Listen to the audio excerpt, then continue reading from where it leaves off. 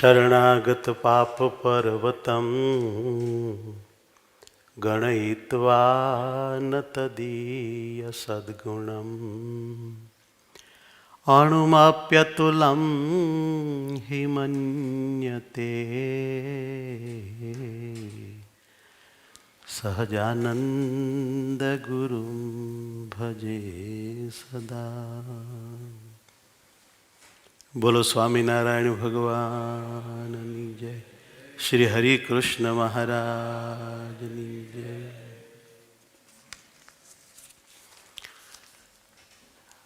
આપણા સર્વના ઉપાસ્ય ઈષ્ટદેવ સર્વોપરી શ્રી સ્વામિનારાયણ ભગવાન, વાલા હરિકૃષ્ણ મહારાજ, આપણા સૌના વડીલ ગુરુસ્થાને બિરાજમાન પરમ પૂજ્ય સદગુરુ શ્રી મોહન પ્રસાદદાસજી સ્વામી ધોરાજી, પૂજ્ય નીલકંઠદાસજી સ્વામી, પૂજ્ય રામકૃષ્ણદાસજી સ્વામી ધાંગધ્રા, પૂજ્ય ભક્તિ સંભવ સ્વામી, પૂજ્ય હરિવલ્લભ સ્વામી, પૂજ્ય હરિરાવાળા શાસ્ત્રી સ્વામી, પૂજ્ય પ્રભુ સ્વામી, પૂજ્ય હરિસેવાદાસજી સ્વામી, પૂજ્ય લક્ષ્મી પ્રસાદદાસજી સ્વામી, પૂજ્ય ભક્તિ સંભવ સ્વામી, દેવ સ્વામી, સંત સ્વામી, અમારા પૂજ્ય મુનિ બાપા, સર્વેવાલા પ્યારા પરમહંસો, પાર્ષદો, સાધકો, સેવકો, બધાને ભાવથી જય સ્વામિનારાયણ. આજે વિક્રમ સંવત 2080 માગશર વદ બીજ, તારીખ 28/12/2023 ગુરુવાર. આપણા શ્રી સ્વામિનારાયણ મિશનની સંત શિબિર, સંત મિશનની આ 14મી શિબિર, ભલે એક દિવસીય, પણ આ ગીરમાં બળવંતભાઈ ધામીના આ વિશાલ રિસોર્ટમાં પ્રભુ ઈચ્છાથી ગોઠવાણી. આપણા કોઈ ભાગ્યનો પાર નથી. આજે મને સ્વામી વેર રોડની આપણી પહેલી શિબિરની ઝલક યાદ આવી ગઈ. આપણી શિબિરની શરૂઆત ત્યાંથી થઈ હતી અને એ મિશનના પ્રણેતા પૂજ્યપાદ નીલકંઠદાસજી સ્વામી છે.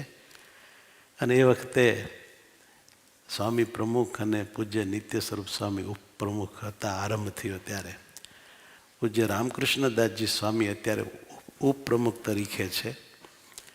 પછી સમય જતાં પૂજ્ય મોહન પ્રસાદદાસજી સ્વામીને આપણે આપણી શિબિરના ધોળિયા સાધુના ગુરુસ્થાને આપણે માન્યા, કેન્દ્ર સ્થાને બેસાડ્યા.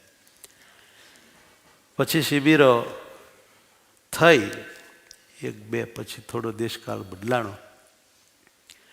વળી ભગવાન શ્રીહરિની કૃપાથી એવો દેશકાળ આવીને ઊભો રહ્યો કે થોડું છૂટું પડેલું ભગવાને પાછું ભેગું કરી દીધું.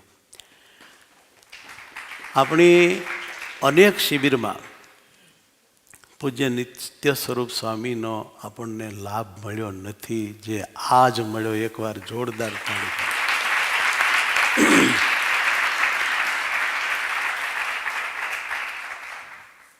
પહેલી શિબિર વેલ રોડ બેઝમેન્ટમાં થઈ ત્યારે સ્વામી એક શબ્દ બોલ્યા હતા, એ મને ક્યારેય ભૂલાણો નથી. એમણે એવું કહ્યું હતું કે ગમે એવો વૈરાગ્યવાળો સાધુ હોય, ગમે એટલું ધન, માલ, મિલકત, નોકરી, રૂપિયા, પદ, પ્રતિષ્ઠા છોડીને ભેખ પહેર્યો હોય, પણ અખંડ ભજન વિના એનો વૈરાગ ટકે નહીં. વૈરાગ ગમે એટલો હોય, પણ જો ભજન ન કરે તો ધીમે ધીમે જાતે દાડે એનો વૈરાગ ઘસાઈ જાય અને રાગ ઘૂસી જાય અને ખ્યાલ ના રહે. ભજન ઉપર તે દિવસે સ્વામીએ વચન આપ્યું હતું. આજ પણ એમણે એવું ને એવું વચન ભજન ઉપર આપ્યું. એ જોતા તે દિવસથી લઈને આજ દિવસ સુધી પૂજ્ય નિત્ય સ્વરૂપ સ્વામીના દિલમાં એક પ્રવાહ ભગવાનને રાજી કરવાનું, ભજન કર્યાનું એમના અતૂટપણે ચાલુ છે. એના ફળ સ્વરૂપે આ હવાસો સાધુ અહીંયા ભેગા થયા છે સ્વામીની સેવા.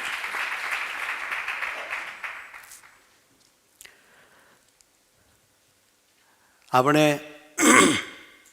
થોડા અલગ રહ્યા, લાભ ન લઈ શક્યા,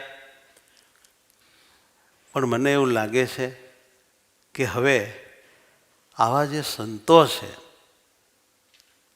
એમનો લાભ આપણે બધા ભેળા બેસીને લઈએ. બીજું બધું આપણાપણું જે કાંઈ હોય તે વ્યવહારિક આ તે એ બધું સાઈડે કરીને લાભની વાતને મુખ્ય કરીને આપણા કલ્યાણ માટે જ્યારે આપણે ભેખ પહેર્યો છે ત્યારે કલ્યાણમાં પોષણ આપે એવી વાતો બીજું બધું સાઈડે મૂકીને વર્ષે 2-5 દિવસ સાંભળવી જોઈએ એવું હું માનું છું. મને ખુદને મજા આવે છે. સ્વામી આવીને આવી વાતો સંભળાવે, અમે સાંભળીએ, અમને આમાં મજા આવે છે, અમને આમાં કાંઈક મળે છે, અમને આગળ વધાય, પોષણ થાય. તમે નહીં માનો, તમને શિષ્યોને જ પોષણની ને બળની ને હૂંફની ને જોરદાર હારી ભગવાન પમાડે એવી વાતોની જરૂર છે. અમારે ન જરૂર હોય એવું તમે માનો? સ્વામી એવું હોય? આપણે જરૂર હોય ને પોષણની, બળની, મહિમાની, હિંમતની, હૂંફની. અને એ આવી રીતે જો આપણે બધા ભેળા થઈએ ને એકબીજાની વાતો સાંભળીએ, એક સંતે પોતાના અદ્ભુત વિચારો રજૂ કર્યા. પરમાત્માએ આ બધા સંતોને જે મોટા બનાવ્યા છે, સદગુરુ બનાવ્યા છે, ગુરુપદ આપ્યું છે, એમને બધાને ભગવાને કલ્યાણ કરવા માટે થોડા મુક્ત આત્માઓ આપ્યા છે કે જેમના મોક્ષની આ સદગુરુ સંતો સારી રીતે ચિંતા રાખી જતન કરે છે. આ સ્વામિનારાયણીય પરંપરા છે. ભગવાન શ્રી હરિએ આવીને અવનીમાં જે સત્સંગ થાપ્યો એ જ આ છે. અને આમાં સહેજે જીવાત્મા ગમે એવા કઠણ પ્રારબ્ધ કે ગમે એવા ભયંકર રાગો હોય, અહંકાર હોય, તોય એનાથી મુક્તિ મેળવી પરમ શાંતિ પામી બ્રહ્મરૂપ થઈ પરમાત્માના દિવ્યાનંદને પામે છે. એ આ રૂડો આપણો સંપ્રદાય છે. મહાભાગ્યશાળી છીએ ત્યારે તો ભગવાન સ્વામિનારાયણના સ્થાપેલા આવા દિવ્ય મૂળ સંપ્રદાયમાં ભગવાને આપણને મૂક્યા છે. આથી તો બીજી મોટી વિશેષ વાત આપણા માટે હોય છે. આજે આ વન ડે 1 દિવસની આ 14મી શિબિરમાં મને સૂઝ્યું એટલે હું 14 મુદ્દા ઉપર વાત કરવા માગું છું. આ બધા સંતો મારા ઉપર રાજી થજો. મારો પહેલો મુદ્દો છે સ્વરૂપ નિષ્ઠા. આટલા વર્ષોથી 45 વર્ષથી હું શાસ્ત્ર વાંચ્યા કરું છું, કથા કર્યા કરું છું, સંપ્રદાયના નાના મોટા ગ્રંથો, નંદસંતોની વાતો આ છે તે છે, બધું બહુ વાંચ્યું, બહુ બોલ્યો, બહુ કથા કરી. સારમાં સાર જો કોઈ વાત હોય કલ્યાણ માટે તો એ છે સ્વરૂપ નિષ્ઠા. એનાથી એકેય વાત આપણે આગળ કે ચડિયાતી ના લઈ શકીએ. અને એ સ્વરૂપ નિષ્ઠાની વાત સમજવા માટે સ્વામી જે રઘુનાથદાસજી સ્વામીના ગ્રંથની કથા કરે છે, હરિચરિત્ર ચિંતામણી, એમાં ઈચ્છારામભાઈના અંતિમ સંસ્કાર વખતે જે ભક્તિ ભાગમાં મહારાજે બદ્ધ અને મુક્તપણાની જે વાત કરી છે સંતો, એ વાત આપણે બધાએ વારંવાર વાંચવાને વિચારવા જેવી છે. બદ્ધ જીવ મુક્ત કેમ થાય છે અને મુક્ત જીવ બદ્ધ કેમ થાય છે એના કારણમાં મહારાજે એટલી બધી સરસ વાત કરી છે. અને બદ્ધમાંથી મુક્ત થાય છે એનું કારણ છે સ્વરૂપ નિષ્ઠા, અને મુક્તમાંથી બદ્ધ થાય છે એનું કારણ છે સ્વરૂપ નિષ્ઠામાં ખામી. સ્વરૂપ નિષ્ઠામાં જેને ખામી હોય એને ભગવાન સિવાય બીજા ઘાટ થયા વગર રહે નહીં. એનામાં હું કરતા છું, હું કરું છું, હું કરીશ, હું હવની આગળ છું, હું મોટો છું, મેં બધાને પાછળ રાખ્યા, આપણે મોર છીએ, આપણે આમ છીએ, આપણે તેમ છીએ, આપણું આજ આમ છે, એવા સંકલ્પ એને થાય. અને એ જે સંકલ્પ છે ને એ જ બધપણું છે. સમજાય ન સમજાય પણ એ બદ્ધતા છે. મુક્તપણું તો એ છે કે ભગવાન પૂર્ણ પુરુષોત્તમ નારાયણની મૂર્તિને જોતા જીવાત્માની વૃત્તિઓ એના પ્રેમમાં, એના અતિશય સુખમાં ખેંચાઈ જાય. એવી ખેંચાઈ જાય ભગવાનના સ્વરૂપમાં વૃત્તિ કે ભગવાન સિવાય બીજું કોઈ ભાન જ ન રહે, કોઈ ભાન ન રહે. એવો એ જીવ ભગવદ આકાર થઈ જાય છે અને એને મહામુક્ત કહેવામાં આવે છે. અને એ શ્રેષ્ઠમાં શ્રેષ્ઠ જીવાત્માને માટેનું પદ છે. આત્મા કદી કોઈ પરમાત્મા થઈ શકતો નથી. આત્મા પરમાત્મામાં જોડાઈ શકે છે પણ પરમાત્મા થઈ શકે નહીં, કોઈ કાળે ન થઈ શકે. આમાંય આત્મા કોઈ દી માયા ન થઈ શકે, માયામાં જોડાઈ શકે. આ શરીર છે ને એ માયા છે. સ્થૂળ સૂક્ષ્મને કારણ આ શરીર છે એ ત્રણેય શરીર માયાના છે. એની ત્રણ અવસ્થા છે, જાગ્રત, સ્વપ્ન અને સુષુપ્તિ. એ ત્રણેય માયિક અવસ્થા છે. માયાના ત્રણ ગુણ છે, રજોગુણ, તમોગુણ ને સત્વગુણ. આ નવનું ટોળું છે. જીવ એ રૂપે થયો છે અને એ છે માયા. જીવ દેહ રૂપે થઈ શકે છે, દેહ થઈ શકે નહીં.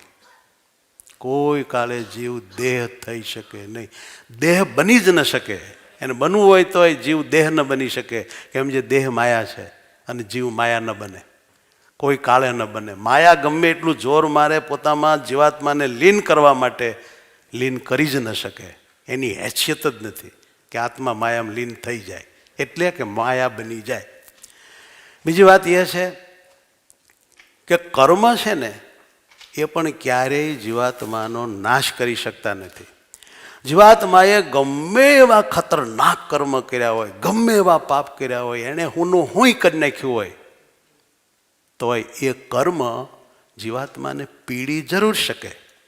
જેમ માયા જીવાત્માને પોતારૂપ કરી શકે, અર્થાત માયારૂપ દેહરૂપ બનાવી શકે, પણ એ માયા જીવને માયા ના બનાવી શકે. એમ કર્મ જીવને પીડી જરૂર શકે, પરંતુ કર્મ જીવનો નાશ ના કરી શકે, ક્યારેય નાશ ન કરી શકે. કાળ પણ આત્માનો નાશ ના કરી શકે. કાળ ગમે એવો કહેવાતો હોય, એ ગમે તે કરતો હોય, હુંનું હુંય હોય, એ ભગવાનની શક્તિ હોય તોય ભલે, પણ આત્માનો કોઈ દી કાળથી એ નાશ થાય નહીં. અને એથી વધારે બોલીએ તો એમય કહી શકાય કે પરમાત્મા પણ આત્માનો નાશ નથી કરી શકતા. આત્મા આદિ અનાદિ સત્ય વસ્તુ છે. મેં હું આદિ અનાદિ, આ તો સર્વે ઉપાધિ. તો એવો જે આ આત્મા, એમાં જે કાંઈ કસર રહે છે એ સ્વરૂપ નિષ્ઠાની કસરે કસર રહે છે.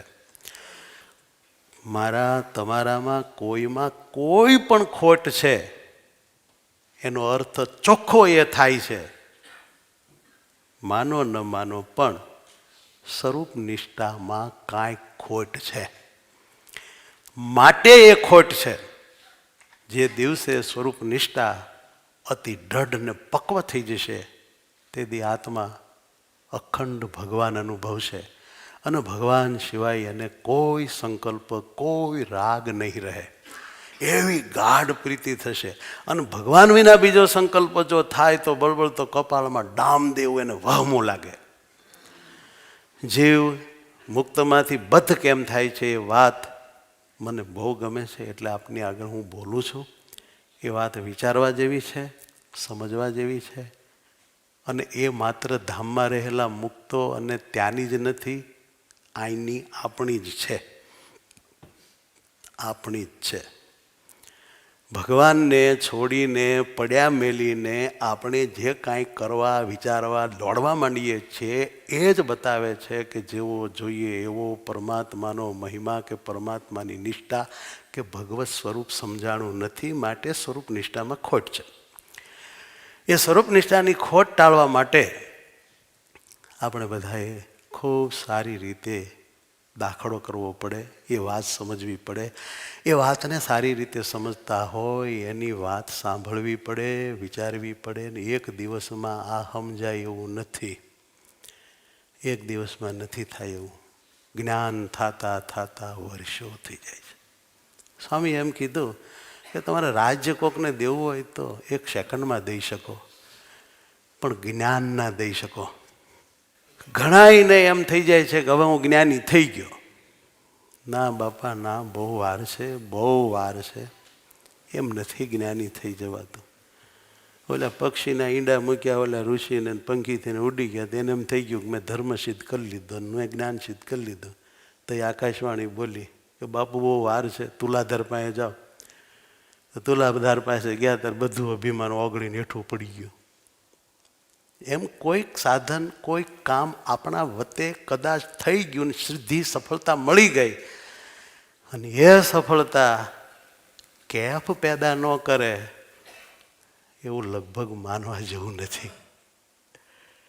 સફળતા આપણામાં વિશેષતા ન સ્થાપિત કરે, બીજા આપણને વિશેષ માને એનો આપણને કોઈ વાંધો નથી. બીજાને આપણો ભાર પડે એનો આપણને કોઈ વાંધો નથી, કોઈ નુકસાની નથી. પણ જે દી વ્યક્તિને પોતાનો ભાર પડે એટલે એ માયા બંધાઈ ગયો. ભગવાન ભૂલાણા, ભગવાન ભૂલાયા વિના ક્યારેય પોતાનો ભાર ન પડે. હંમેશા એને ભગવાનનો જ ભાર પડે, સંતો ભક્તોનો જ ભાર પડે. અને જ્યારે પોતાનો ભાર પડ્યો, પોતામાં શ્રેષ્ઠતા મનાણી, જાણે હું પણ છું કોઈ કામનો, ત્યારે એ ભગવાન ભૂલી ગયો હોય. એ વિના એ અહંકાર શક્ય જ નથી. અને એવા સ્વાતંત્ર્ય ભ્રમવાળા, સ્વમાં શ્રેષ્ઠતાની ખાલી અમથી ભ્રમણા ઊભી કરાવનારી જે બલા છે, એ બલાને જળ મૂળમાંથી નાબૂદ કરવા માટે સ્વરૂપ નિષ્ઠા, સ્વામિનારાયણ ભગવાનની સર્વોપરી નિષ્ઠા, પરમાત્માને જેમ છે એમ સમજવા અને સતત સ્વીકારવા, ધારવા, પકડી રાખવાના આપણે એ મય રહેવું, એ મુદ્દો 1. મુદ્દો 2, ધર્મનિષ્ઠા, યાને કે મહારાજના નાના મોટા વચન, આજ્ઞાઓ. શિક્ષાપત્રીની આજ્ઞાઓ છે એ મોટે ભાગે વ્યવહારિક છે, જ્યારે વચનામૃતની આજ્ઞાઓ છે એ મોટે ભાગે આધ્યાત્મિક છે. અને સત્સંગી જીવનમાં પણ ધર્મગ્રંથ છે અને ચરિત્રશાસ્ત્ર છે, એમાં પણ કેટલીક વાતો છે. અને આપણા સાધુ સંતો માટે ધર્મામૃત, શિક્ષાપત્રી અને નિષ્કામ શુદ્ધિ, આ 3 વાત છે. આ બધી આજ્ઞાઓ છે. એ આજ્ઞાઓ ગુણાતીતાનંદ સ્વામીએ કહ્યું એમ જેટલી પળે એટલી વાસના બળે. આજ્ઞા ઉપાસનાને પુષ્ટિ આપે છે અને ઉપાસના આજ્ઞાને પુષ્ટિ આપે છે. જેટલું ભજન થાય એટલી આજ્ઞા પાળવાની તાકાત આવે, અને જેટલી આજ્ઞા પાળીએ એટલું ભજન કરવાની તાકાત આવે. આ અરસપરસ છે. આજ્ઞા ભગવાનના ભક્તને બહુ મદદ કરે છે, અને ઉપાસના તો મેન છે. મેન આજ્ઞા કરતાં 1 સ્ટેપ આગળ. એટલા માટે કે જ્યારે મહારાજ ઉપાસનાની વાત કરે ત્યારે એવું બોલે છે કે કદાચ વચન લોપાય તો વાંધો નહીં, પણ આમાં ભૂલ નહીં હાલે, માટે 1 સ્ટેપ આગળ. અને શિક્ષાપત્રીને સૂક્ષ્મ રીતે જુઓ તો એમાં સાફ લખ્યું છે ધર્મેણ સહિતા કૃષ્ણ ભક્તિ કાર્યા. આ વાક્યમાં સાહચર્ય કોનું બતાવ્યું અને મુખ્યપણું કોનું બતાવ્યું? મુખ્યપણું ભક્તિ ઉપાસનાનું બતાવ્યું અને ધર્મનું સાહચર્યપણું બતાવ્યું. નથી એમ કીધું કે ભક્તિ સહિતેન ધર્મ પાલ્યા, એવું નથી કહ્યું કે ભક્તિ સાથે તમારે ધર્મ પાળવો. મુખ્યપણું વજન ધર્મ ઉપર નથી, વજન ભક્તિ ઉપાસના ઉપર છે. એ વાતને સંતો સુજ્ઞ હોય એ સમજે માટે ઉપાસના સ્વરૂપ નિષ્ઠા સૌથી આગળ છે. અને એક વાત ન કહેવાય છતાં કહી દઉં કે જેટલા આપણા મોટા મોટા સંતો થયા, આપણામાં યા તો પરોક્ષમાં, જેને જેને પોતાના ઈષ્ટદેવની જેટલી નિષ્ઠા ને મહત્તા હતી, મહિમા અને સ્વરૂપ નિષ્ઠા હતી, એટલા એનામાં ભગવાન કરતા હરતા પણ ફર્યા રહ્યા અને અઢળક પરચા થયા. અઢળક પરચા થયા. એ ગોપાલ સ્વામી જુઓ, એ ગુણાતીતાનંદ સ્વામી જુઓ, એની ખુમારી, એની સ્વરૂપ નિષ્ઠા બોલે એમ થાય, ધડાધડ પરચા થાય, ગ્રહણ ફરી જાય, મરી ગયેલા જીવતા થાય, એક શબ્દ બોલે ત્યાં બધા તોતળા થઈ જાય, સિંહ હાવ બકરા જેવા થઈ જાય. આ જોર સ્વરૂપ નિષ્ઠાનું છે. અને ભલે કદાચ કોઈ મોટા મોટા સંતો થયા હતા અને એ બધા કહેવાતા હતા, હારા હતા, વાત સાચી છે, આમાં વૈરાગ જુઓ તો ભૂકા કાઢી નાખે એવો, ત્યાગ જુઓ તો ભૂકા કાઢી નાખે એવો, પણ ગોપાલ સ્વામી દ્વારા ગુણાતીતાનંદ સ્વામી જેવા ધડાધડ પરચા થાય એવા એમાં ન થાય. આ વાત બહુ ચોખવટ સાથે નહીં કહેતો, પણ સમજવાવાળા સમજી શકે છે કે હું શું કહેવા માગું છું. હું સ્વામિનારાયણ ભગવાનની સર્વોપરી ઉપાસના નિષ્ઠા સ્વરૂપ નિષ્ઠાના વજન ઉપર વાત કરું છું કે જેની તુલનામાં કોઈ ના આવે. આખું વચનામૃત સૂક્ષ્મ દ્રષ્ટિએ વાંચી લઈએ, મોટા સંતોની વાતો વાંચી લઈએ અને મોટા મોટા સંતોના જીવન જોઈ લઈએ તો હું જે વાત કરું છું એ પરફેક્ટ તમને લાગશે કે બસ આ વાત આમ જ છે. બીજું ખાસ ધર્મનિષ્ઠા બીજો મુદ્દો છે. ધર્મ જેમ જેમ આપણે પાળીએ, આપણા ભગવાનની આજ્ઞા, આપણા ગુરુદેવની આજ્ઞા જેમ જેમ પાળીએ, જેટલો ધર્મ પડે એટલું જ્ઞાન થાય. કોઈ સીધો આત્મજ્ઞાની થઈ શકતો નથી. આજ્ઞા જેમ જેમ પાળતો જાય એમ એમ આત્મજ્ઞાન થતું જાય, અને જેમ જેમ આત્મજ્ઞાન થતું જાય એમ એમ વૈરાગ થાય. એ વૈરાગ સાચો. આમ તો ક્યારેક ઘરમાં ન ભળ્યું ને બધામાં દાજ ચડી ગઈ, એ વૈરાગ નથી, એ કંટાળો છે ને, તો ડખો કહેવાય. આત્મજ્ઞાનમાંથી જે વૈરાગ ઊભો થાય છે એ વૈરાગ સાચો છે, જ્ઞાનાંશનો વૈરાગ કહેવાય ને, એ જ વૈરાગ ટકે છે. બાકીના વૈરાગ જાતે દાડે રહેતા નથી, ક્યાંય દેખાતાય નથી ક્યાંય ગયા એમ. અને ધર્મ આજ્ઞા પાળતા પાળતા વૈરાગ થાય, અને વૈરાગ જેમ થાય એમ ભક્તિ થાય. ધર્મ, જ્ઞાન, વૈરાગ, અને વૈરાગ પછી ભક્તિ છે. જો વૈરાગ નથી તો એની ભક્તિ ગમે એટલી હોય, આમ આહુડા પાડતો હોય તોય એની ભક્તિનું ઠેકાણું નહીં. કેમ? જે મનગમતું પદાર્થ આવીને આમ ઊભું રહે ત્યારે ભગવાનની પ્રત્યે જે પ્રેમના આહુડા વહેતાય છે એ તરત હુકાઈ જાય પણ એ રાગ થઈ જાય. પરમાત્મામાં જે પ્રીતિ છે, એ પ્રીતિની એવી તાકાત છે કે બીજે વૈરાગ એની મેળે થઈ જાય, એની મેળે થઈ જાય. ભગવાનમાં એને આસક્તિ હોય અને જો એને કોઈ એમાં વિઘન કરે તો એમાં દાજ થાય. તે વાત મહારાજે કરી કે એક પાડો ભેંસમાં આસક્ત થયો હોય ને બીજો પાડો આવે તેને મારી નાખે. એ જે આસક્તિ છે પરમાત્મામાં, એમાં કોઈ નડવા આવે તો એની યારે ખાર થાય, એનું નામ જ વૈરાગ છે. પરમાત્મામાં વૃત્તિ રાખતા હોઈએ, ભજન કરતા હોઈએ, એમાં બીજા સ્વાદના, સ્પર્શના, રૂપના, માનના, ગમે તે કર્તૃત્વ રાગના ઘાટ થાય અને દાજ ન ચડે તો ભગવાનની ભક્તિ હજી બહુ નબળી છે, પ્રીતિ હજી ઘણી બધી ઓછી છે, પ્રેમ વધારવાની જરૂર છે. માટે ધર્મનિષ્ઠા, જ્ઞાનનિષ્ઠા, વૈરાગ નિષ્ઠા અને ભક્તિ નિષ્ઠા, આને એકાંતિક ધર્મ કહેવાય છે. અને એનાથી જ ભગવાનમાં અખંડ વૃત્તિ રહે છે. અને એવી અખંડ વૃત્તિ દાતા ભક્તિ જે છે એનાથી જ પુરુષોત્તમની સાક્ષાત પ્રાપ્તિ થાય છે, કે જેને પ્રાપ્ત કરવા આપણે બધા એ ભગવો ભેગ પહેર્યો છે. ભક્તિ વિના ભક્તિપુત્ર હાથમાં આવે નહીં. માટે ભક્તિ તો બે કાંઠે ગંગા ગાંડી જાતી હોય ને એવી હૈયામાં ઉપડવી જોઈએ. એ વાત જ આખી અલૌકિક છે. એકવાર કૃપાનંદ સ્વામીનું હેત જોઈને પેલા સ્વામી બોલ્યા, ઓહો હો, આવું હેત આપણે નહીં. અને પછી એમ કીધું કે ગોપાલ સ્વામીની ભક્તિ હેત તો ગંગાના પ્રવાહ જેવી છે, તે કોઈ રોકી શકે નહીં.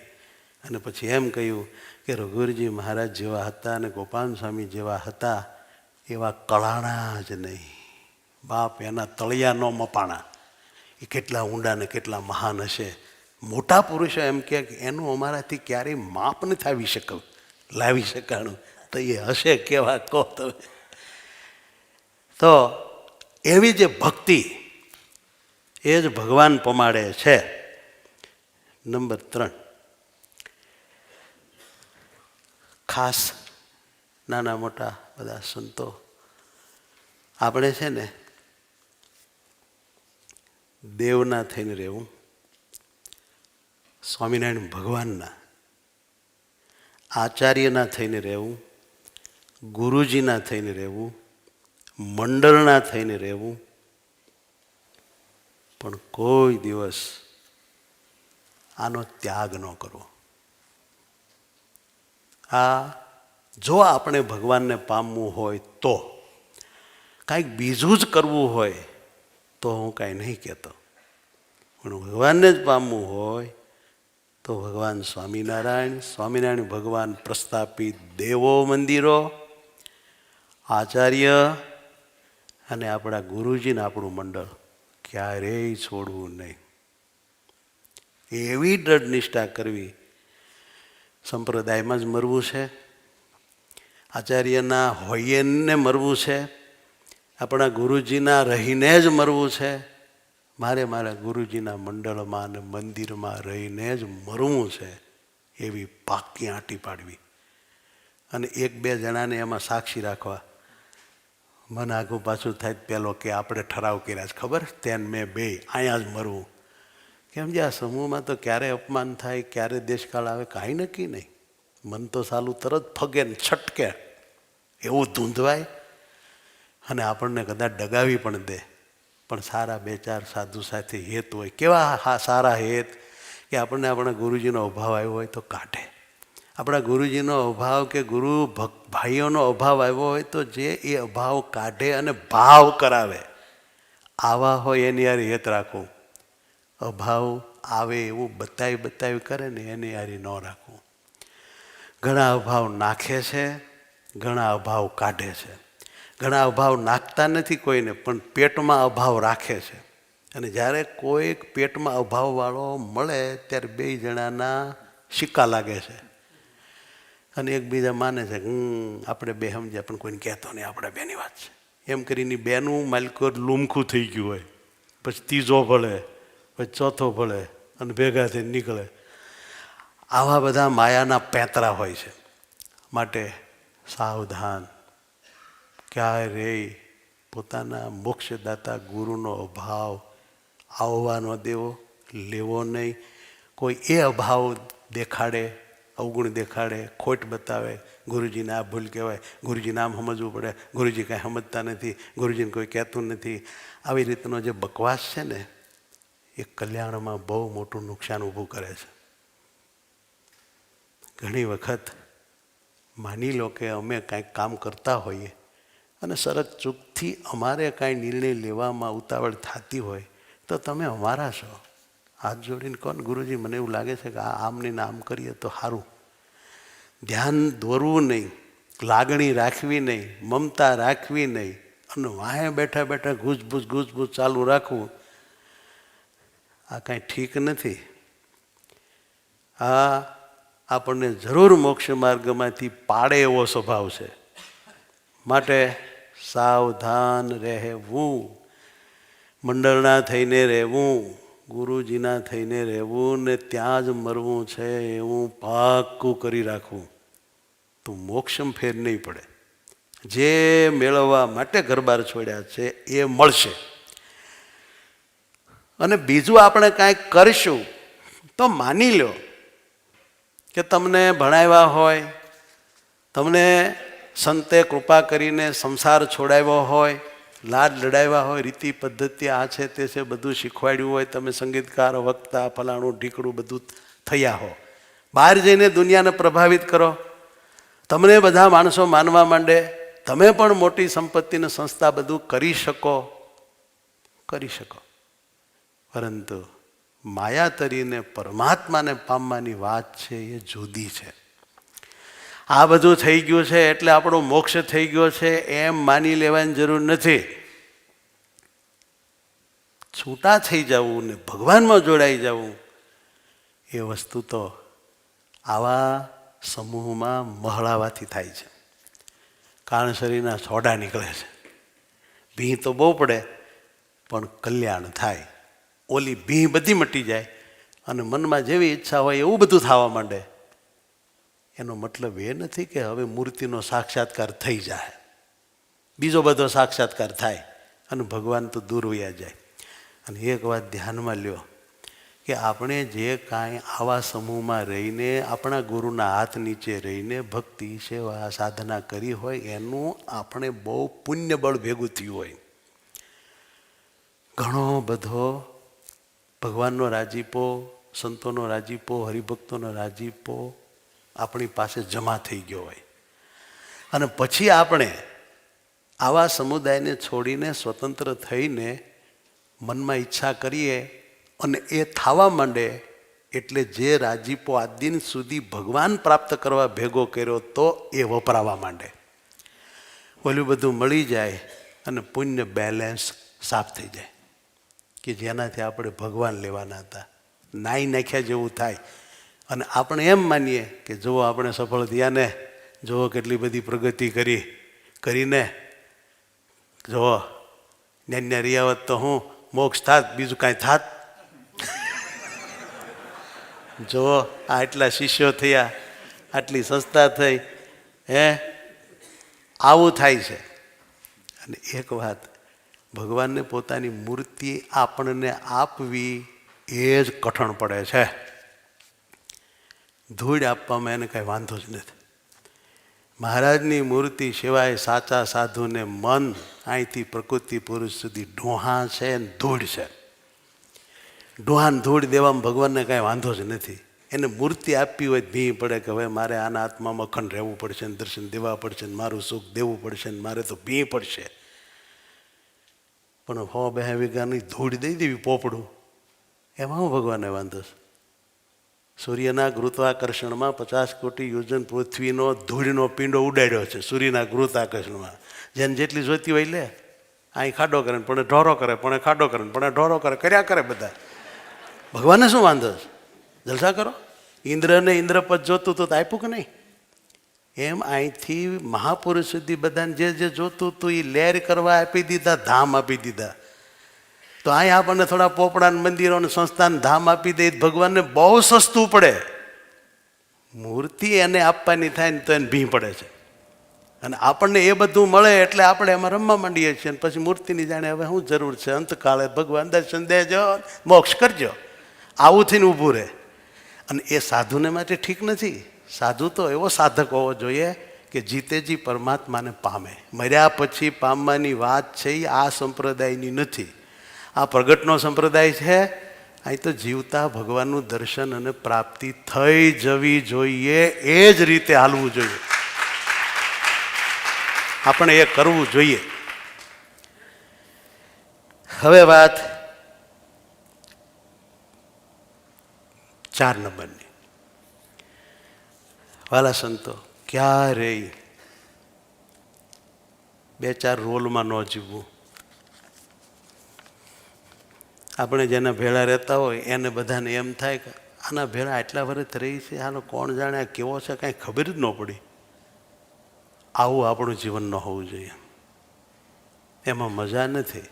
કદાચ આપણે એવા અભિનેતા હોઈએ અને એવી કળા આવડતી હોય, કોઈને કાંઈ હાથમાં જ ન આવીએ, આપણે પકડાઈએ જ નહીં. પણ ભગવાનને આપણે છેતરી નહીં શકવાના. આ ભલા ભોળા સાધુને છેતરીને લહેર કરી લેવું કદાચ થઈ શકશે. શિક્ષાપત્રીમાં લખ્યું છે આપણા ધર્મમાં કે સાધુ પાસે કપટ રાખવું નહીં. એ મહારાજની આજ્ઞા છે. શિક્ષાપત્રીની આજ્ઞા છે એટલે અતિ મહત્વની આજ્ઞા કહેવાય. માટે કપટ ન કરવું, દંભ ન કરવો, બહુ નુકસાન કરે છે. ખોટું ન બોલવું, ખોટું ત્યારે જ બોલવું પડે છે જ્યારે કપટ કરવું હોય, દંભ કરવું હોય. નાના સંતો કાન ખોલીને સાંભળે. જેને જેને ખોટું બોલવાની ટેવ છે એનામાં સત્પુરુષપણું આવવાનું નથી. વાતની વાતે ખોટું બોલવું અને સત્પુરુષ પોતાની જાતને કહેવડાવવી એ અસંભવ છે. એક મહાત્મા ગાંધી જેવા જો સત્ય ઉપર આટલું વજન દેતા હોય, જેને આપણે સામાજિક પુરુષ કહીએ, આપણે તો સાધુ છીએ, રિયલ દુનિયા આપણને સત્પુરુષ કહે છે. આપણે ખોટું બોલબોલ કરીએ એ આપણા માટે જરાય સારું નથી. માટે પૂજ્ય નિત્ય સ્વરૂપ સ્વામીએ બહુ સરસ કપટ નહીં રાખવા વિશે વાત કરી. કારણ કે એમને સાધુનું મંડળ મોટું છે એટલે એમને જે એ બાબતનો અનુભવ હોય એટલો જ હવે મને ન હોય, કેમ જે મારે એટલા નથી. એમને ઘણો અનુભવ થઈ ગયો હોય. કપટ બહુ નુકસાન કરે છે. જે વ્યક્તિ કપટ રાખે છે, કોઈ પણ બાના તળે, કપટ રાખ્યાના બાના બહુ પ્રકારના જીવને હોય છે. અમે હમણાં 1 મહિનો અમારે સંત શિબિર કરી, એમાં એ બહુ લાંબુ વિવરણ કર્યું હતું મેં. કપટ રાખવાના શું શું કારણ હોય છે, એ મન ક્યાં ક્યાં જીવને છેતરે છે, કેવી કેવી રીતે લુચ્ચું મન કપટ રખાવે છે, એના 10 પોઈન્ટ કીધા હતા. અહીંયા આપણે એટલો સમય નથી, પણ ટૂંકું, નિખાલસ, નિર્મળ, નિષ્કપટ જીવન. ખાસ પોતાના ગુરુ આગળ તો જેમ સ્વામીએ કહ્યું એમ જેટલું પોતે જાણતા હોઈએ એટલું આપણા ગુરુ આપણું જાણવા જ જોઈએ. તો જ માયાથી આપણો ઉદ્ધાર થાય. મન, ઇન્દ્રિયો, અંતકરણ, માયા આપણને છેતરી ન જાય. આપણા ગુરુદેવ આપણી રક્ષા કરે, આપણને બચાવે, ને આપણને કાળા ડાઘ ન લાગે, આપણી બધામાં આબરૂ રહે, ને આપણે ઉત્સાહભેર પ્રભુ ભજી શકીએ, સેવા કરી શકીએ, ને ભગવાનને પામી શકીએ. માટે પ્લીઝ કપટ ન કરો. એ માર્ગ સારો નથી, બહુ નુકસાન કરશે એ કપટ. અને કોઈ પણ કારણે સંતોથી છૂટા ન પડવું. જેનું મન આ પોતાના દોષને જાણે નહીં, એ ભક્તિ માર્ગમાં મોટું મોટું વિઘન છે. પછી જેનું મન સંત થકી છૂટું પડી જાય એ મોટું વિઘન છે ભક્તિમાં. અને જે બેપરવાહી થઈ ગયો એને લુગડા જ કાઢી નાખ્યા કહેવાય. એને શું કહો? કપડાવાળાને નાક કાન કહેવાય. એને કાંઈક કહી શકો. જેને હાવ ઉલાળ્યો જ કરી નાખ્યો એને શું કહું? મને કાંઈ નહીં કહેવાનું, તમે મારા ગુરુ છો. અથવા તો જે તે એવી વાણી બોલી નાખે એને લુગડા કાઢી નાખ્યા કહેવાય. એને અડાય જ નહીં, બીજા જાણે કે અડતા નહીં. આ પાકી ગયેલું ગુમડું છે, 250 ફૂટ છે ને ગંધા હે, માટે પડ્યો રહેવા દો, અમને કોક દી સમજશે કલ્યાણ થાય. આવી સ્થિતિ આપણી ન થાય એને માટે નિર્માની થઈને નિખાલસ થતા રહેવું. એકની એક ભૂલનું અનેક વાર કહેવું પડે તોય કહેવું, શ્રદ્ધા રાખીને કહેવું. અને જો મનમાં એમ હશે કે કાંઈ નહીં, હું મારી મેળે સુધરી જાય છે, હવે કાંઈ કહેવું નથી, હવે ભૂલ નહીં થવા દઉં, એમ તેમ વળી કહીશ તો ગુરુ દુઃખી થાય, બિચારા મારે દુઃખી કરવા નથી, વળી કહીશ તો પાછું છે ને મારું પ્રકરણ નીકળશે, વળી કહીશ તો પછી બધું આમ તો ડખો થાય ને વળી લાંબુ થાય ને હું સુધરી જઈશ. કાંઈ એમ સુધરાતું નથી. શરણે જવાથી જ રક્ષા થાય છે. મનને શરણે જાવું નહીં, સંતને શરણે જાવું. એટલે કે નિખાલસ થવું, પોકાર કરવો, મારી રક્ષા કરો, મને આવી રીતે ઇન્દ્રિયો, અંતકણ, કામ, લોભ, માન પીડે છે, મારી રક્ષા કરો. તો જરૂર આપણા સદગુરુ આપણી રક્ષા કરે, જરૂર કરે. પણ કહીએ જ નહીં તો માયા ઉપાડી જાય. માટે નિષ્કપટ રહેવું. મુદ્દા નંબર 5, સંપ રાખવો. ખરેખરો સંપ રાખવો, આત્મીયતા રાખવી, સૌમાં દિવ્ય બુદ્ધિ રાખવી, સૌનો મહિમા વિચારવો, સૌમાંથી ગુણ જ લેવા, કોઈને વિશે ખોટી કલ્પના કરી ના કરવી. ખોટી કલ્પના કરવાથી આપણું મગજ બગડે, આપણો દિવસ બગડે, આપણા વિચારો બગડે, પછી રાતે એવા સપના આવે, માટે રાત પણ બગડે અને મોક્ષ બગડે, ભાવ બગડે. શું કામ ખોટી કલ્પના કરી કરો છો? બે જણા ઊભા કે કાંઈક મારી વાત કરતા છે એટલે મેલને ભલામણ સબસે બડા રોગ ક્યાં કહેગા લોગ, ભલામણ જે કહેતા તું હરખો હાલવા માંડ, શાંતિ રાખી. માટે ખાસ સંપ રાખવો. હું કહેતો હતો સ્વામીને, નવનિધિ આવે છે જે મોટી સંપત્તિ કહેવાય છે સુખની. પછી આપણા વિવેકી ડાયા સત્તો સંજનો એમ કહે છે કે વિવેક છે એ 10મો નિધિ છે. વિવેક છે એ, અને સંપ છે ને એ 11મો નિધિ છે. વાલા સંતો, બહુ મોટી વાત છે. યુનિટી. આપણા સ્વામિનારાયણ સંપ્રદાયની, બે દેશની, બે આચાર્યની, બધા સંતોની યુનિટી બેટર છે. એના જેવી કોઈ એક વાત નથી. કોઈ વિરોધીઓ, કોઈ બીજા કશું જ ના કરી શકે જો આપણામાં એકતા હોય તો. એટલી બધો વિશાળ સંપ ન આપણે કદા કરી શકીએ. ચાલો આપણે આપણા પૂરતો, આપણા મંડળ પૂરતો શાંતિથી, એકાત્મ ભાવથી હળીમળીને રહીએ, નિખાલસ રહીએ. એટલો સંપ કેળવીને જીવીએ તોય આનંદનો કોઈ પાર ન રહે. અને આ સોરઠો હરિચરિતામૃત સાગરનો જે મહારાજ બોલ્યા છે એ બધા સાધુ કંઠે કરે તો બહુ ઉપયોગી છે. શ્રી હરિ બોલત ભયે સુનિએ સંત સુજાન, શ્રી હરિ બોલત ભયે સુનિએ સંત સુજાન, શ્રી હરિ બોલત ભયે સુનિએ સંત સુજાન, શ્રી હરિ બોલત ભયે सुनिए संत सुजान.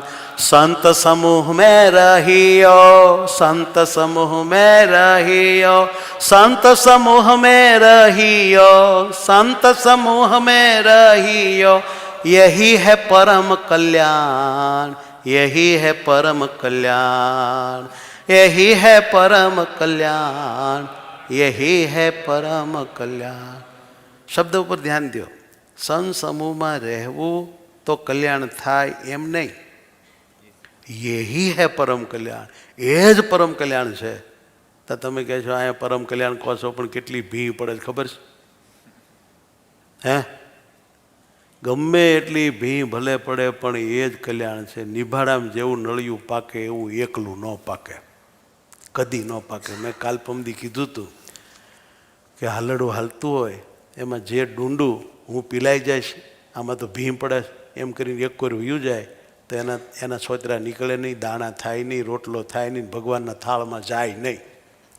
પણ પગરમાં જે મહળાય એ ચોખ્ખા થાય અને એ ભગવાનના થાળમાં કામમાં લાગે. આ પગર છે, આ પગર. વાલા સંતો, આમાં મહળાઈએ ને તો વાટ દઈને છૂટા પડીએ, તરત કલ્યાણ થાય. આ એકબીજા ગહાઈને એકબીજાના કાન સોલી નાખે ને એ સ્વામિનારાયણની સિસ્ટમ છે. અક્ષરધામમાં જ લાવેલા છે. સમૂહ થેરાપી જ બેસ્ટ થેરાપી. આ મહારાજની થાપેલી છે.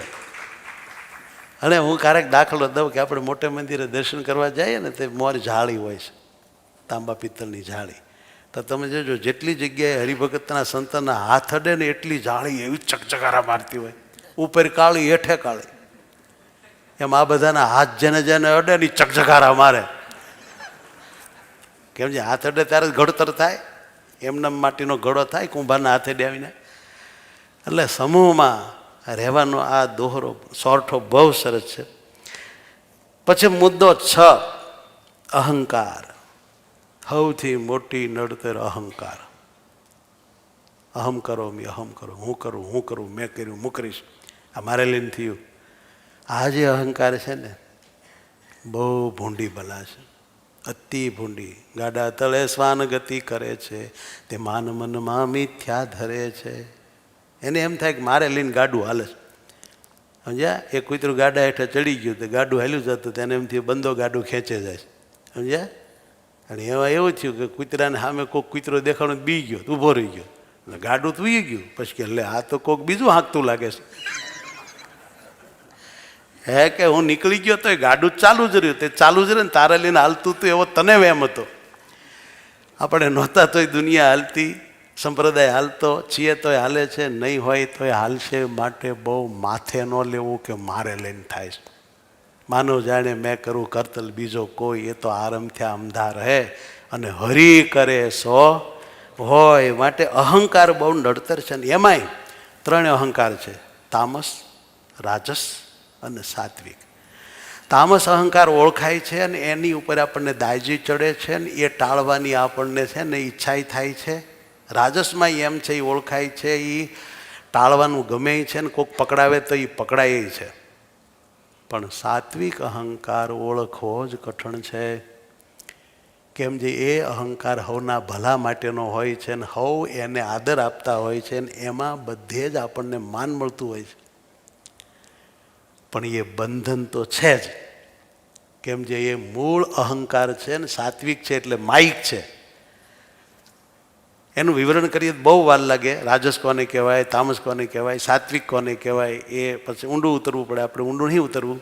પણ સાત્વિક અહંકારનું એક લક્ષણ છે, ટૂંકમાં કહી દઉં, ન તો ભગવાનની આજ્ઞા હોય, ન તો આપણા ગુરુએ કીધું હોય, અને આપણે બીજા ત્રીજાના કહેવાથી આપણને સારું લાગ્યું હોય ને સોટી પડ્યા હોય ને એ સાત્વિક અહંકાર છે. અને બીજા વખાણતા હોય અને ખોટું તો કાંઈ ન હોય. જો હું તમને એક દાખલો આપું. આ સંગીત છે, તમારે શીખવું છે, તમારે ગુરુ કે ખારું બેટા તું શીખ, હું રાજી છું, અને તમે શીખો તો એ ભક્તિ છે, એ નિર્ગુણ છે. પણ તમારા ગુરુની ઈચ્છા નથી, એ ના પાડે છે કે આ સંગીત તું શીખીશ નહીં, આ પુસ્તક વાંચીશ નહીં, આ તું કરીશ નહીં, તોય તમે એમ કહો મારે કરવું છે. અને તમારી મેળે મેળે ખાનગીમાં કોકની પાસે સોફ્ટવેર કરાવો ને એની પાસે ખાનગીમાં ડેટા નખાવો ને એની પાસે આમ શીખો ને તેમ શીખો ને ખાનગીમાં પુસ્તક મગાવીને તમારી મેળે વાંચો.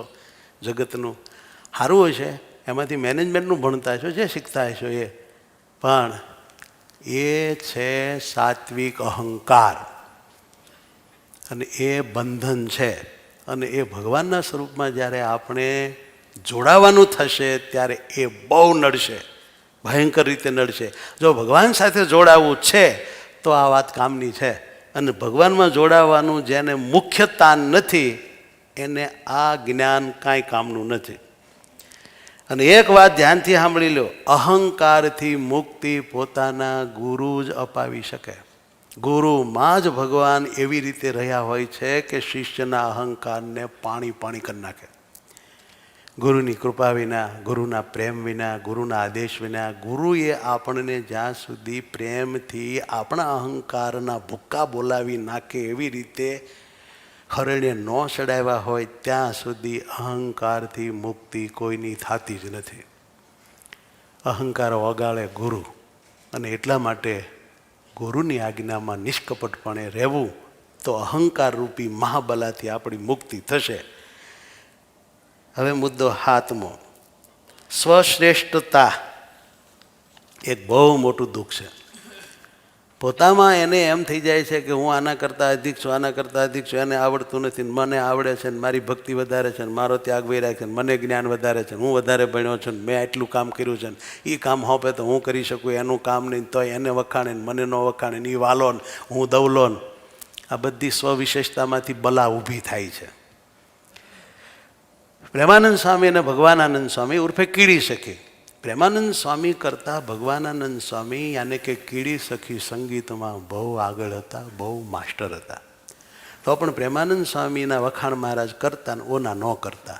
એટલે એને રીતસર વાલા દવલાપણું લાગતું, ન્યાય અન્યાય લાગતો. અને એ મહારાજને એમ કહેતા હતા કે મને મહારાજ ચાઈને છે ને ઉપસાવતા નથી, મારી માથે મહારાજને છે ને ગમે એ ગેરસમજણ છે.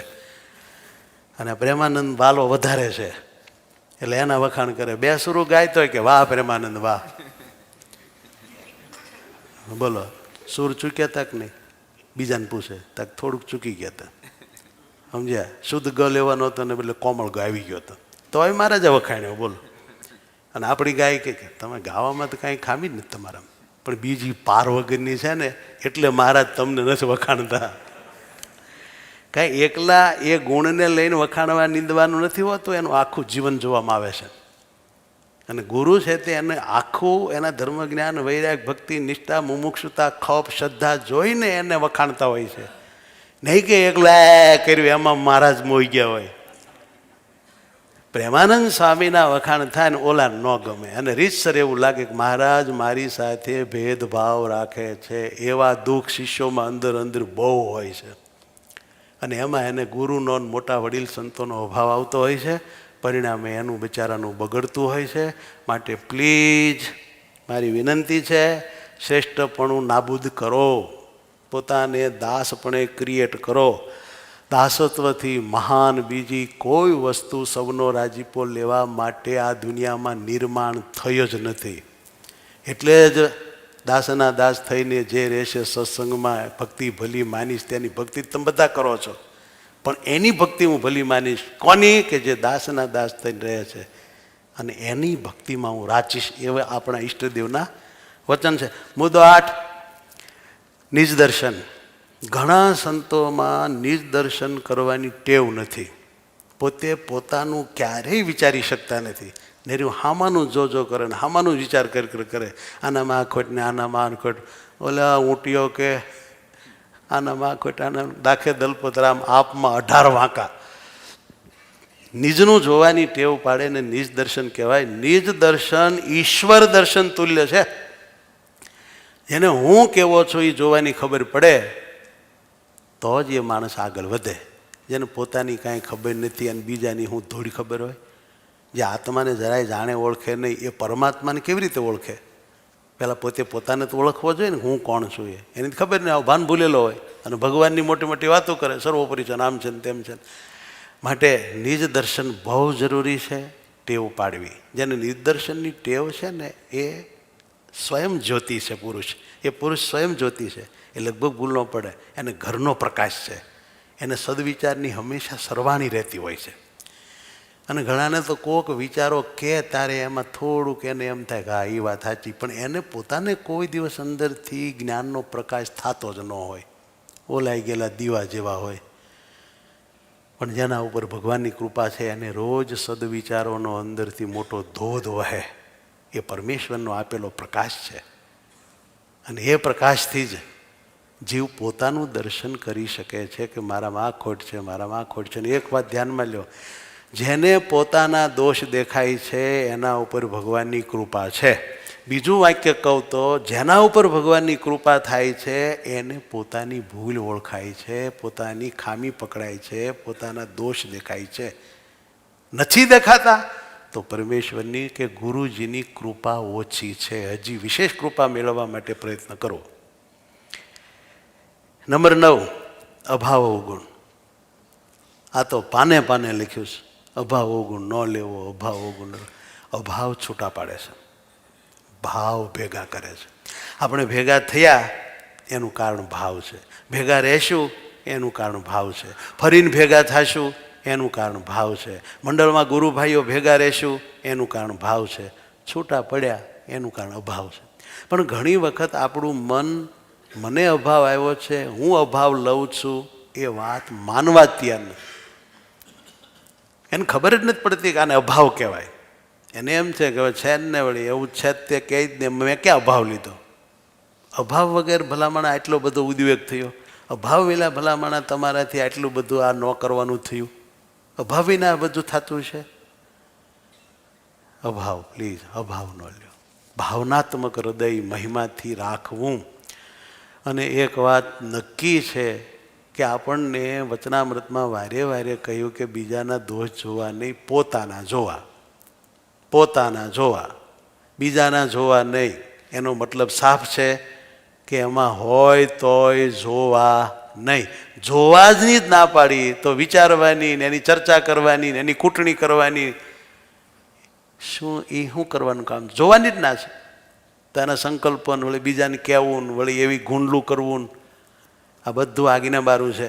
પોતાના જ સ્વભાવ જોવો, દોષ જોવો, અવગુણ જોવો, ખામી જોવો, નબળાઈ જોવો અને એને ટાળો, તો જ ભગવાન સુધી પહોંચાય, બાકી અટવાઈ જવાય.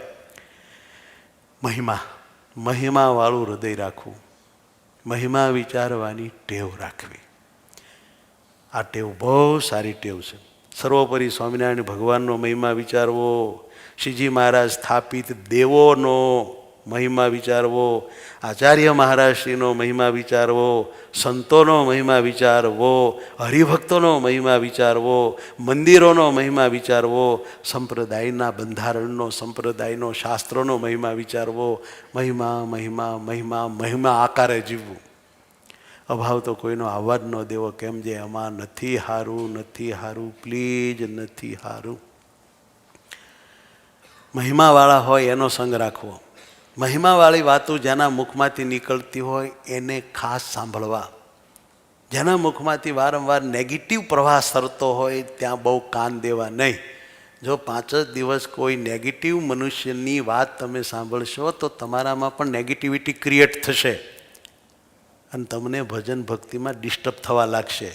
નહોતા આવતા એનાય અવગુણ તમને દેખાવા માંડશે. માટે સાવધાન.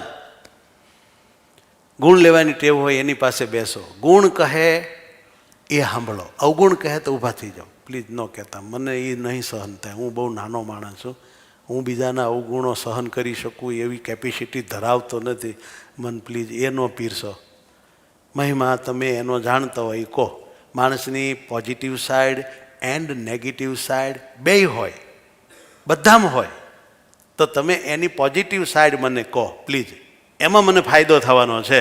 એની નેગેટિવ સાઈડ મને કહેશો એમાં મને કોઈ ફાયદો નથી. શું કામ ભાઈ સાહેબ તમે મને એ બધું શું કામ કહો છો? રવા દો.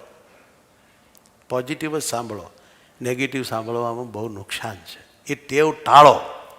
પડવા ન દેતા. કોકને હોય તો એનું પોષણ ન કરતા. એને કે ભાઈ બીજી વાત કરો ને, મેલો ને હું છું. ભગવાનને નહીં ગમતો. એક કુટુંબમાં બાપ દીકરો બહાર બેઠા હતા અને કાંઈક કોકની નેગેટિવ વાત કરવા માંડ્યા. એના ઘરમાં જે દીકરાની વહુ હતી એને મહારાજ ક્યારેક દર્શન દેતા હતા. મહારાજ ઘરમાં પ્રગટ થયા અને એને એમ કીધું કે ઓલા બેયને કહો એ બંધ કરે, અમહિમાની વાતો બંધ કરે એવું કહો અને મહિમાની વાતો કરે એમ કહો. આવું કીધું મહારાજે. નહીં ગમતું મહારાજને. અને પરથારામાં મહારાજની જે સ્વાભાવિક લીલા છે એમાં એવું આવે છે કે મહારાજ પાસે કોઈ જઈને કોઈના અવગુણ બોલે તો મહારાજ મોઢું બગાડતા, સાંભળતા જ નહીં, સાંભળતા જ નહીં. અને આપણે તો કાન માંડી, હે એટલે હું રહ પીડ્યો તને, આમાં શું તારું કલ્યાણ છે, આમાં શું તારું કલ્યાણ છે? એટલે પણ મૂળ આપણે પણ એવું કોકનું નિંદા સાંભળવાનું બહુ ગમે. અમને વડનગરમાં પંડિત લાભશંકરજી ભણાવતા હતા. એ કે સર્વે રસભ્યો નિંદા રસ મહાન રસ. એ કે દુનિયામાં બધા રસ છે પાર વગેરેના, પણ એનાથી શ્રેષ્ઠમાં શ્રેષ્ઠ કોઈ રસ હોય તો એ નિંદા રસ છે. હાટા જલીમાંથી રસ ન આવે એવો નિંદા સાંભળવામાં રસ આવે છે માણસને અને જીવનું બગડી જાય છે. માટે એ ટેવ ન રાખવી પ્લીઝ. એમાં આપણું ભલું નથી. મહિમા મહિમા મહિમા, બધાનો મહિમા રાખો. મહિમા બહુ જરૂરી છે. હવે 11મો મુદ્દો, મૂળ સંપ્રદાયને સમજવો, મૂળ સંપ્રદાયમાં રહેવું, મૂળ સંપ્રદાયની ગરિમા ગાવી. 2 દેશ 2 આચાર્ય, મહારાજે સ્થાપેલા નરનારાયણ દેવ, લક્ષ્મીનારાયણ દેવ આદિ દેવ, મંદિરો, મહારાજની પ્રસાદીની વસ્તુઓ, મહારાજના પ્રસાદીના સ્થાનો, આપણો સંપ્રદાય, આપણું ઘર આપણે સમજીને રાખવું. અહીંયા ગમે એટલા દુઃખ પડે તો પણ બીજે ગમે એટલું સુખ ને માન સન્માન મળે, પણ જેમ પતિવ્રતા નારી ગમે એવો તાલેવાન સુખદાતા પુરુષ યુવાન દેખાય તો એનું મન ન ચલે, એમ આપણને આપણા સંપ્રદાય સિવાય, આપણા મંદિરો, આપણા દેવો, આપણા આચાર્યો, આપણા સંતો, આપણા ગુરુજી સિવાય બીજે ક્યાંય મન માને નહીં એટલું તો પકડી રાખવું આપણે, નહીતર ફેંકાઈ જાય. નહીતર આપણે ફેંકાઈ જાય. ખબર નહીં આપણું મન ક્યારેક ક્યાં લઈ જાય. અહીં આપણે અંદર અંદર ન ફાવે ને તો કોઈક વિમુખના ખોળે હોય તો વયું જવાય. ત્યાં વખાણે માન આપે ને એક રૂમ આપી દે ને એક ખાતું આપી દે ને તમને જે રાગ હોય એનું પોષણ કરી દેતા. એમ થાય જો આ મને સમજ્યા, મારા ગુરુ ન સમજ્યા, ગુરુભાઈ ન સમજ્યા, આ મને સમજ્યા. હવે એ તને ક્યાં લઈ જાય ભલામણ? આ તો તારું કલ્યાણ કરવા માટે તારા રાગ તોડતા હતા ને ઓલા તારા રાગનું પોષણ કરવા માંડ્યા. કલ્યાણ ક્યાં રહ્યું? કલ્યાણ ક્યાં રહ્યું? રાગ પોષવાથી કલ્યાણ મળે કે રાગ શોષવાથી કલ્યાણ થાય છે? એટલી તો અક્કલ આવવી જોઈએ ને આપણામાં. માટે મૂળ સંપ્રદાયને વળગી રહેવું, મૂળ સંપ્રદાયની વાત કરવી, મૂળ સંપ્રદાયમાં રહેવાની બધા હરિભક્તોને પણ વાત કરવી. એટલું તો આપણે સમજી રાખવું પડે મૂળમાં દઢપણે કે આપણને કોણ મળ્યા છે. ભજનાનંદી સાધુનો મહિમા રાખજો. ભજન કરવું એ જ કઠણ છે. આજકાલ ભજનાનંદીની કોઈ વેલ્યુ નથી. મોટા મોટા ડોનરો ને દાતાઓ ને આટા ટોપવાળાને આપણે બહુ મોટા માનીને વાહે હડિયું કાઢીએ છીએ અને ભજન કરનારાને ઠેબે ચડાવીએ છીએ. ભજન કરનારા ધામમાં રહેવાના છે. આટા ટોપવાળા ખબર નહીં સ્વર્ગમાં ઇન્દ્ર થાય કે ગમે તે પદવી પામે, પણ ધામમાંથી ઊભા જ ન રહે ને. એવા મોટા રજોગુણીને બહુ ઉપસવાના રાગવાળા કેવી રીતે ભગવાનની સામું જોઈને આમ ધામમાં ઊભા રહે? અને જે ભજન કરે છે સાધુ સંતો ભક્તો ભાઈઓ બહેનો, એને વંદન કરજો, એને ઉપસાવજો, તો બીજાને ભજન કરવાનું મન થશે. આ વાત આપણે જ્યારે ચૂકી જશું અને કહેવાતા દાતાઓને મોટાઓને રજોગુણીઓને કહેવાતા પદવીધારીઓને નેતાઓને આ તે એને જ આપણે બહુ ઉપસાવશું ને બહુ વખાણીશું, તો સાંભળનારાને એમ થશે કે આ જ મોટા સાચા છે અને આવું જ થવું જોઈએ. જો એની ઉપર જ બધા રાજી છે, એના જ વખાણ, એના જ હારતોરા, એના જ સાપા. હાલો આપણે તો અહીં રહી ગયા. આપણી સભામાં આવીને બેઠેલા ગ્રહસ્થો આપણી સભા જોવે, આપણી વાતો સાંભળે, વાતો સાંભળ્યા પછી એને ધંધામાં પૈસામાં બધે વૈરાગ થવો જોઈએ. આપણી સભામાંથી જાય અને એને રળવાનું તાન ચડે અને દાન દેવાનું તાન ચડે તો આપણી સાધુતા લાજે. આપણે વાત કરવામાં કાંઈક ભૂલ કરી છે. કેમ જે એની પાછી વૃત્તિ વળવી જોઈએ, એની વૃત્તિ પાછી વળવી જોઈએ. એને બદલે એની વૃત્તિ જગતમાં દોડવા માંડી અને એ આપણું ફંક્શન જોઈને એ ભૂલ આપણી છે. નંદ સંતો એવી વાતો કરતા હતા, રજવાડા મૂકી દેવાનું મન થતું, ધંધા બંધ કરી દઈને ધ્યાન ભજન કરવાનું તાન ચડતું. નહીં કે ન કરા આમ મોટા થવા માટે ખૂબ રળવું ને પછી ખૂબ દાન દેવું ને ખૂબ મહાન થવું. એમ નથી, એ રીત નથી, કલ્યાણની રીત નથી એ. અને ઓનલી સંપત્તિ બધે ભેગી થાય એનાથી કાંઈ આપણો જીવ ભગવાનમાં જોડાઈ જાય એવું માનવાને કોઈ કારણ નથી. ખૂબ કલ્યાણ માટે પરમાત્મામાં અખંડ જોડાવા માટે સમજવું પડશે અને સાવધાન થવું પડશે. મૂળ સંપ્રદાય, મૂળ પદ્ધતિ, મૂળ સંતોની, નંદ સંતોની રીતિભાતીને સમજવી. અને એક વાત ધ્યાનમાં લ્યો, મુદ્દા નંબર 12, આપણા મૂળ સંપ્રદાયનું જેવું બંધારણ છે એવું બંધારણ ન તો પૂર્વે ક્યારેય હતું, નથી ભવિષ્યમાં ક્યારે થાય એવું સ્વામિનારાયણ ભગવાને બંધારણ બાંધ્યું છે. એ બંધારણમાં જેટલું રહેવાશે એટલું સહજ માખણમાંથી મોવાળો ખેંચી લે એવું કલ્યાણ હેલું થઈ જશે. ભલે ગમે ન ગમે, એ તો આપણને વિવિધ રાગ હોય એટલે મહારાજનું બાંધેલું બંધારણ ન ગમે. કેમ જે બંધારણમાં રહેતા થકા આપણે ઉપસવું હોય, મોટા થવું હોય, રાગ પૂરા કરવા હોય, એ થાય એમ ન હોય એટલે બંધારણ ખૂંચે. પણ કલ્યાણ તો મહારાજનું બાંધેલું બંધારણ જ કરે, આપણું ડાપણ કલ્યાણ ન કરે. જો કલ્યાણ જોતું હોય, ભગવાનને પામવું હોય, ભગવાનમાં જોડાવવું હોય તો મહારાજથી વધારે ડાયા થવું નહીં ને વધારે ડાયા કોઈને માનવા નહીં. મહારાજ કહી ગયા છે, કરી ગયા છે, એમાં પડ્યા રહેવું. સુખ મળે ભાઈ, દુઃખ મળે. મહારાજના કરેલા સિદ્ધાંતમાં ને બંધારણમાં પડ્યા રહેશું તો કોઈ દી કલ્યાણમાં ખામી નહીં આવે. મૂળ આપણે ભગવાનને પામવું છે, પામવું છે, પામવું છે. અને ભગવાનને પામવા માટે મહારાજ જે કહી ગયા છે ને કરી ગયા છે એનાથી વધારે બેટર દુનિયામાં હું કોઈનું સારું માનતો નથી. હું ભગવાનથી વધારે બુદ્ધિશાળી કોઈને કવાય નહીં અને માનવી નહીં. એને શું ખબર પડે? કલ્યાણ આપે એવું બંધારણ આપણું જ છે. મોટે પાપે એવા બંધારણ બીજાના ખરા. મોટે પાપે તમને પ્રસિદ્ધિ આપે, ધન આપે, માલ આપે, પદવી આપે, પણ ભગવાનમાં જોડે નહીં. આ તમને કહ્યું અને આપણે ભગવાનમાં જોડાવવું છે. નંબર 13, સંપ્રદાયની સેવા કરવી. સમાજની પણ આપણે ઘટે એટલી સેવા કરવી. 2 દેશ આપણે માટે આપણે 2 આંખો જેવા રાખવા.